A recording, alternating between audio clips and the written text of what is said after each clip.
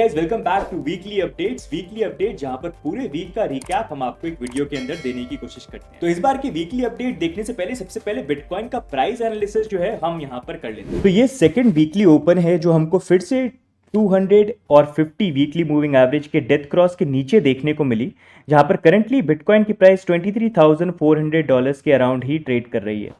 Overall अगर हम देखते हैं तो यहाँ पर अगर हम डेली चार्ट में जाते हैं तो यहाँ पर हमको एक अपवर्ड मूविंग चैनल बनता हुआ भी देखने को मिल रहा है, जिसके बीच में प्राइस अभी करंटली मूव कर रही है। एंड ये अगर आप चैनल देखोगे तो प्रीवियस जो एक चैनल पैटर्न बन रहा था उसी से काफ़ी मैच कर रहा था, जो इन अ वे बाद में नीचे की तरफ ब्रेकआउट यहाँ पर हुआ था।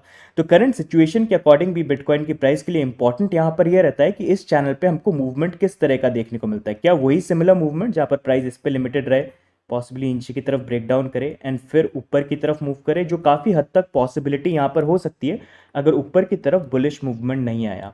एक और चीज़ जो आप देख सकते हो वो ये है कि अगर मैं यहाँ पर RSI पुल करता हूँ तो RSI पे क्लियरली यहाँ पर एक बेरिश डाइवर्जेंस बन रही है, जहाँ पर प्राइस बार बार ऊपर जा रही है कैंडल्स, लेकिन RSI बार बार नीचे जा रहा है। तो यहाँ पर जो वॉल्यूम मूवमेंट आ रहा है वो एक तरह से किसी भी तरह से यहाँ पर मैच नहीं कर रहा है, जो इन अ वे बेरिश यहाँ पर थोड़ा सा शॉर्ट टर्म के अंदर डिफाइन करता है। अब उस अकॉर्डिंग अगर हम बात करें कि क्या हमको मूवमेंट देखने को मिल सकता है, तो पॉसिबली आप ये मानिए अगर थोड़ा एक में भी ऊपर की तरफ ट्राई करें एंड फिर वापस फेल हो जाए हम, तो यहाँ पर पॉसिबली थोड़ा इस तरह का मूवमेंट जो है हम थोड़ा एक्सपेक्ट कर सकते हैं, और फिर पॉसिबली यहाँ पर इस ट्राई के अंदर कोशिश कर सकती है प्राइस ऊपर की तरफ ब्रेकआउट करने की। बट ये पॉसिबिलिटी हम आने वाले दिनों के अंदर देखेंगे, एक बार यहाँ पर अभी जो करंट मूवमेंट इस जोन के अंदर हो रहा है वो जब एक बार प्ले आउट यहाँ पर हो जाता है।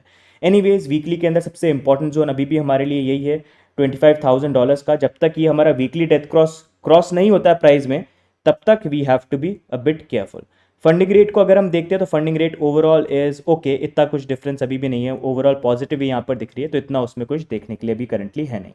अब नेक्स्ट मूविंग ऑन, इस वीक की इंपॉर्टेंट न्यूज और इवेंट्स की बात करें तो G20 का सबसे बड़ा एजेंडा था इस बार, जहां पर इंडिया ने प्रेसिडेंसी को अज्यूम किया है। एंड इंडिया का यहाँ पर सबसे बड़ा एक एजेंडा जो था यहाँ पर वो था क्रिप्टो का, कि क्रिप्टो को लेके रेगुलेशन यहाँ पर लेके आने। G20 को अगर आप लेके देखेंगे तो हमारी फाइनेंस मिनिस्टर ने पहले ही बोला हुआ था कि अगर हमको क्रिप्टो को रेगुलेट करना है तो इसके लिए ग्लोबल रेगुलेशन की हमको यहाँ पर जरूरत है। तो इसलिए G20 का एजेंडा में हमने यहाँ पर क्रिप्टो के बारे में ये टॉपिक रखे हैं ताकि इसके ऊपर फर्दर डिस्कशन यहाँ पर हो। साथ में उन्होंने यहाँ पर ये भी चीज बोली कि गवर्नमेंट डिपार्टमेंट्स भी यहाँ पर पब्लिक को टाइम टू टाइम नोटिफाई करती रहती है कि क्रिप्टो में अगर वो ट्रेड वगैरह कर रहे हैं तो it is very volatile, to be very careful, और वो करते हैं यहाँ पर रहेंगे। We think technology driven crypto asset creation and the buying and selling of assets in the crypto world will have to have international cooperation, because they can be anywhere but operate in India.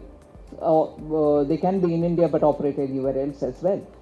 But in order that the concern that you voiced about youngsters going into it, both the regulators and also the National Deposit, the Securities Deposit Center has also done a lot of campaign, and that campaign continues every now and then to alert people that this is a high risk area and they should be careful. But as regards the bill, the discussion is continuing, and the moment we have something we'll let you know. बाकी next moving on, यहाँ पर G20 की जो meeting हुई वहां पर हमारे PM ने भी इनडायरेक्टली क्रिप्टो के बारे में बात करी कि रीसेंट डेवलपमेंट हमको इनोवेशन के अंदर काफी देखने को मिले जब डिजिटल पेमेंट्स की बात आती है।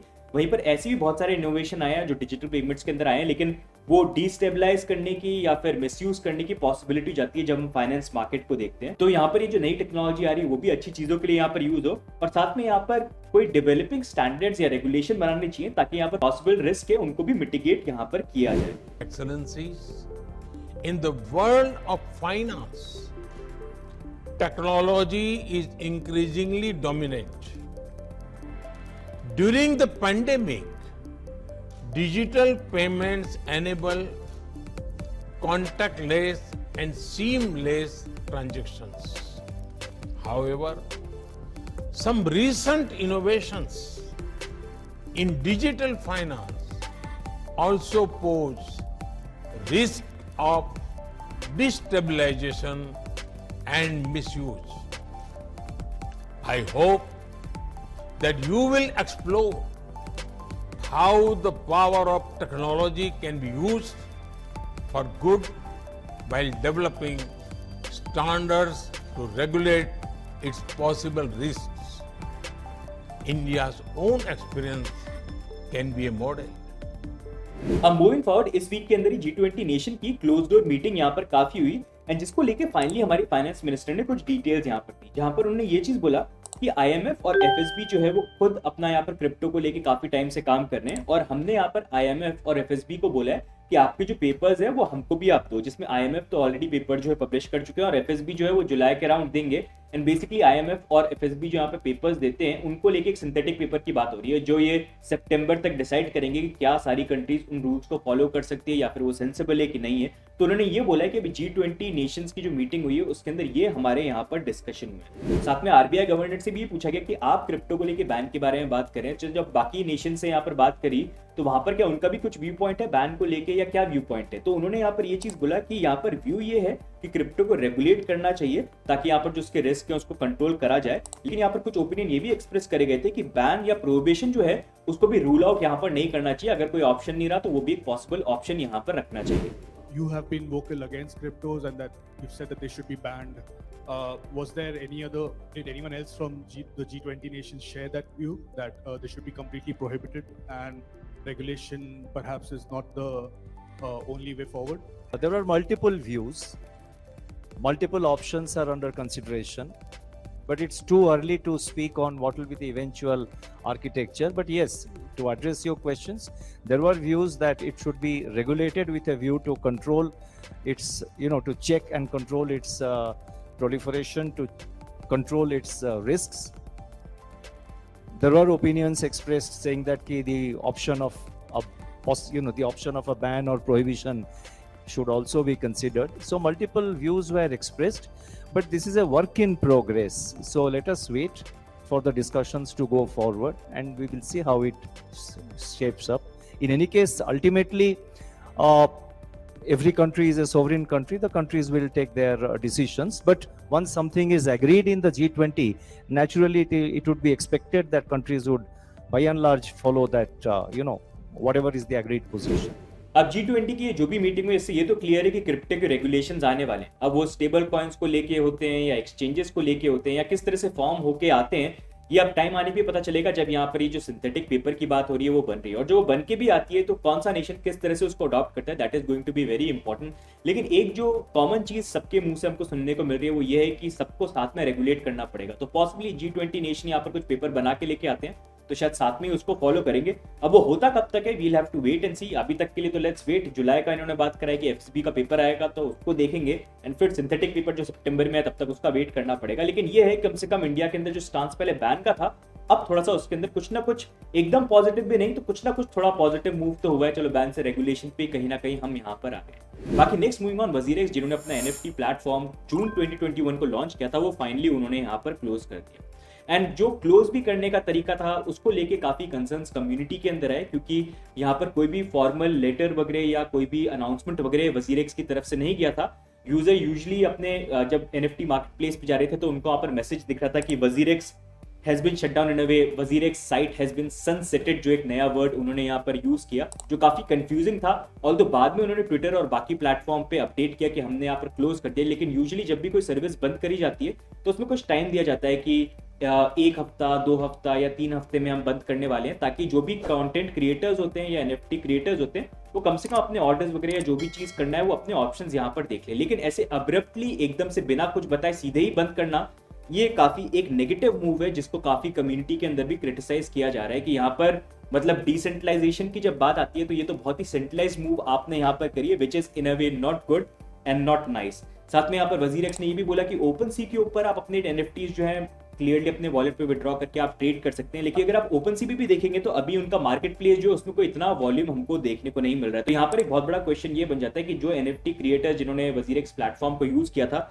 अब उनका यहाँ पर क्या होगा। और जिस तरह से यहाँ पर WazirX के NFT मार्केट प्लेस को अब्रप्टली क्लोज कर दिया, क्या ऐसे ही वो और भी प्लेटफॉर्म या अपनी चीजें जो है प्लेटफॉर्म के ऊपर ऐसी क्लोज कर देंगे, इज इट राइट, या पहले वार्निंग देनी चाहिए कि भैया हम इतने दिनों में क्लोज करेंगे। What do you guys think, do let us know in the comments. बाकी नेक्स्ट मूविंग ऑन, SEC ने यहाँ पर ऑब्जेक्ट किया बाइनेंस की $1 बिलियन बिड की, जहां पर वो Voyager को बाय करने का प्लान कर रहे थे। यहाँ पर उनका बोलना ये है कि अभी करंटली जो पूरी डील चल रही है ये थोड़ी सी इसके अंदर प्रॉब्लम यहाँ पर आ सकती है, and it can be unlawful, क्योंकि यहाँ पर कुछ लॉज हैं जो ब्रेक हो सकते हैं अगर दिस डील गोज थ्रू। उनकी फाइलिंग के अंदर उन्होंने यहाँ पर ये भी चीज बोली है कि रीसेंट मीडिया रिपोर्ट्स के अकॉर्डिंग बाइनेंस यहाँ पर ब्रेस करने की यहाँ पर पेनल्टीज पे करने के लिए वो तैयार हैं अगर कोई भी मनी लॉन्ड्रिंग या करप्शन या ऐसी कोई भी एविडेंस वगैरह सामने निकल के आती है, तो उसके अकॉर्डिंग भी ये जो डील होना है दैट डजंट बिकम फीजिबल। तो इस कारण वो इस चीज को लेके ऑब्जेक्ट यहाँ पर कर रहे हैं। लेकिन अभी देखना ये है कि ये पूरी सिचुएशन जो है किस तरह से अनफोल्ड होती है, क्योंकि बाइनेंस की तरफ से भी उन्होंने बोला ये है कि पुरानी अगर कोई भी चीज़ है तो उसके ऊपर we are talking with the authorities कि कहाँ पर पेनल्टीज पे हो सकती हैं, क्या पर चीज़ें हो सकती है। लेकिन उस चीज़ को भी लेके अभी कुछ क्लैरिटी यहाँ पर आई नहीं। लेकिन डेफिनेटली यहाँ पर दिख रहा है कि वॉयेजर जिसको पहले FTX वैसे बिड करके बाय करने वाला था, जिसको बाइनेंस बाय करने की कोशिश कर रहा है, वहाँ पर क्लियरली SEC अभी उसके फेवर में यहाँ पर है नहीं। लेकिन देखते हैं अब ये जो चीज़ें हैं किस तरह से अनफोल्ड होती हैं। वैसे वॉयेजर के जो क्रेडिटर्स थे उनके पास 23 फेब था इस डील को अप्रूव करने के लिए, जो अब शायद लगता है कि शायद ये डील जो है it will fall of again. बाकी नेक्स्ट मूविंग ऑन, एक इंपॉर्टेंट न्यूज जो सामने निकल के आई वो ये है कि रेडिट के को-फाउंडर ने अराउंड 50,000 इथेरियम बाय करे थे जब इथेरियम की प्री सेल हुई थी फॉर $15,000। दैट मींस कि उन्होंने यहाँ पर एक इथेरियम ऑलमोस्ट 30 सेंट्स की प्राइस पे यहाँ पर बाय किया। अब अगर आप उसी 50,000 इथेरियम की करंट वैल्यू देखोगे तो वो बन जाती है यहाँ पर $82.5 मिलियन। दैट मींस कि उनका जो इन्वेस्टमेंट था दैट हैज इंक्रीज बाय 549,589%। खतरनाक इंक्रीज हुआ यार इन्वेस्टमेंट। और उन्होंने यहाँ पर ये भी चीज बताई कि मेरा क्रिप्टो के अंदर इन्वेस्टमेंट करने का रीजन ये था कि जो टर्किश सोल्जर्स थे उन्होंने उनकी जो फैमिली की इनहेरिटेंस थी उन सबको यहाँ पर ले लिया था, मतलब कब्जा कर लिया था उसके कारण। तो जितनी भी सीजेबल प्रॉपर्टी थी वो सबकी सब यहाँ पर चली गई थी। तो इसके कारण उनको ये चीज समझ में आई कि खुद के ऐसे एसेट्स की वैल्यू जिसको कोई सीज नहीं कर पाए काफी ज्यादा इंपॉर्टेंट है। एंड इसी कारण जब ये इथेरियम उनको दिखा था तो उन्होंने उस टाइम पे उसके अंदर इन्वेस्टमेंट जो है यहाँ पर किया था। उन्होंने ये भी चीज़ बोला कि इट इज़ वेरी इंपॉर्टेंट कि आपके जो प्रॉपर्टीज हैं वो आप कभी भी ऐसी किसी जगह पे नहीं रखें जिस which can be easily seized by the government. तो इसलिए वो भी प्रेफर करते हैं कि अपनी प्राइवेट कीज को वो खुद ही यहाँ पर हॉडल करें। अब इसी चीज़ को लेके कम्युनिटी के अंदर भी काफी बिटकॉइन मैगजीज जो उनका ये बोलना था कि आप देख सकते हो इथेरियम में कैसे प्री सेल के अंदर he got an early entry. लेकिन बिटकॉइन एक ऐसी चीज़ है जिसके अंदर कभी भी किसी को अर्ली एंट्री नहीं मिली है। जिसने भी बाय किया उसको अपने खुद के अपने बलबूते पे बाय करना पड़ा, किसी को डिस्काउंटेड रेट पे कभी भी यहाँ पर टोकन्स जो हैं सेल यहाँ पर हुए नहीं है। बट यहाँ पर रेडिट के जो को-फाउंडर है उनको लेके आपके क्या व्यू पॉइंट्स हैं, बिटकॉइन मैगजीन की जो स्टेटमेंट है उसको लेके what are your view points, do you agree और not, do let us know in the comments. बाकी नेक्स्ट मूविंग ऑन, स्पॉटिफाई यहाँ पर टेस्ट कर रहे हैं currently token enabled music playlist. तो एक नया तरीका है जो यहाँ पर टेस्ट करने की कोशिश कर रहे हैं, जहाँ पर अपने NFT आप जो है अपने वॉलेट जो है उसको स्पॉटिफाई से कनेक्ट कर पाएंगे और उसके बेसिस पे आप क्यूरेटेड म्यूजिक की प्लेलिस्ट जो है वो यहाँ पर सुन पाएंगे। करंटली ये सर्विसेज जो अभी एंड्रॉइड यूजर्स को दी जा रही है US, UK, Germany, Australia, New Zealand के अंदर। और ये टेस्ट फेज जो आने वाले 3 मंथ्स के अंदर ये टेस्ट करेंगे एंड देखेंगे कि क्या यहाँ पर वेब 3.0 NFT का कुछ यूज जो है स्पॉटिफाई के लिए यहाँ पर हो सकता है कि नहीं हो सकता। बाकी नेक्स्ट मूविंग ऑन, कॉइनबेस ने यहाँ पर अनाउंस किया कि वो लॉन्च कर रहे हैं यहाँ पर बेस, जो एक token less Ethereum L2 chain होगी। तो जैसे मैटिक है, मैटिक L2 है इथेरियम का, लेकिन मैटिक का टोकन है, तो वैसी कॉइनबेस ने लॉन्च किया बेस, जो बेसिकली यहाँ पर ऑप्टिमिज्म के ऊपर बिल्ड होगा, लेकिन इसका कोई भी टोकन नहीं होगा। और बेस बेसिकली यहाँ पर सिर्फ इथेरियम ओनली L2 नहीं होगा। उनका बोलना ये है कि बाकी भी इकोसिस्टम की L1 चेन है जैसे सोलाना या बाकी, उनके लिए भी ये L2 लेयर बन सकती है। तो गाइस ये होगी इस वीक की इंपॉर्टेंट न्यूज और अपडेट्स। अब नेक्स्ट हम देखते हैं फन फैक्ट ऑफ वीक। तो क्या आपको पता है कि इस वीक के अंदर कोलंबिया में कोर्ट हियरिंग हुई मेटावर्स के अंदर। मतलब कि यहाँ पर जो लॉ मेकर्स थे साउथ अमेरिकन नेशन के, उन्होंने 2 घंटे की यहाँ पर हियरिंग करी, जहां पर उन्होंने मेटा के हॉरिजन वर्क रूम्स को यूज किया एंड उन्होंने यहाँ पर हेडसेट, वर्चुअल हेडसेट जो है वो यहाँ पर पहने और उसके अंदर मीटिंग थी जिसके अंदर पूरे वो कोर्ट की हियरिंग चली। और इस हियरिंग को उन्होंने YouTube के अंदर लाइव स्ट्रीम भी यहाँ पर किया और उसके अंदर सारे उनके एवतार्स वगैरह जो थे उसके अंदर प्रेजेंट थे। तो टेक्नोलॉजी चेंज हो रही है और टेक्नोलॉजी चेंज होने के साथ यहाँ पर हमको ये जो कोलंबिया के अंदर फर्स्ट कोर्ट की हियरिंग जो है वो भी देखने को मिली। अब एक तरह से मार्केटिंग गिमिक भी हो सकता है मेटा की तरफ से, but what do you think about all this? Do you think आने वाले फ्यूचर में कोर्ट हियरिंग भी हमको ऐसे देखने को मिलेंगी या नहीं देखने को मिलेंगी? Do let us know in the comments. Guys ये होगा इस बार की वीकली अपडेट्स। अगर आपको वीकली अपडेट अच्छे लगते हैं तो वीडियो को जरूर लाइक करिए, चैनल पे भी सब्सक्राइब करिए। It always keeps us motivated. बाकी जो भी आपके व्यू पॉइंट्स है मार्केट को लेके, do let us know in the comments. बाकी मिलेंगे हम नेक्स्ट वीडियो के अंदर, तब तक के लिए bye and take care, bye bye.